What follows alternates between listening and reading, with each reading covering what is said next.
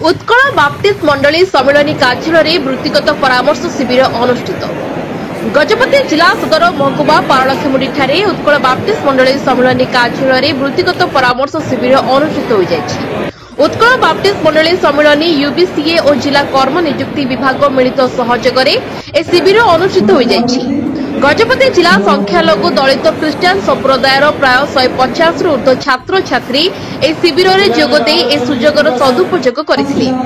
ओएसडीए James hospital Srikakulam सीयूटीएम विभिन्न ITI college पक्षर 18 वर्ष बयस ठारू 35 वर्ष बयस तथा पंचम रु स्नातक डिग्री पास पिलामानंकु ए वृत्तिगत परामर्श शिविर में दक्षता विकास पई उत्साहित करागला।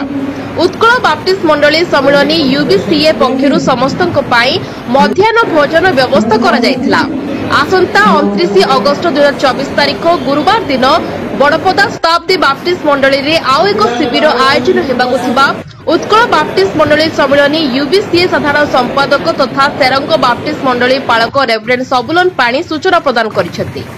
गजपति जिला पारलाखेमुंडी नीरज षडंगी सह Krishna Kumar Behera report news time Odia.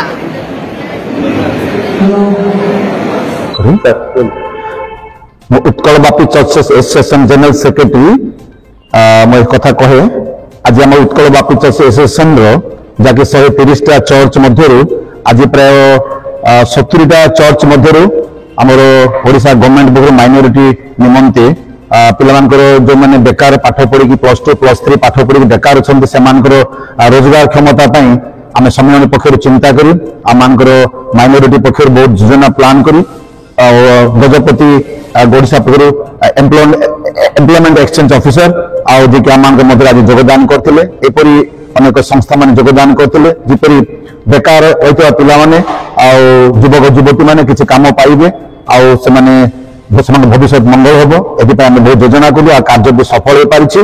से संगे आम 29/8/2024 तारीख में बड़पदा शताब्दी बाप्टिस्ट मंडली में कार्यक्रम रही आमर रायगढ़ मंडली ठारू अंतरवा छेड़ीगढ़ मंडली पर्यंत रही समस्त स्टूडेंट माने आसबे जो माने कि +2 +3 पास करके बेकार भाव रही कर्म अभिजित योजना प्लान करूँ आम सरकार पक्षर माइनॉरिटी अनुरोध प्रकार कार्यक्रम कर अनेक उपकृत हे आशा आम रखीचु।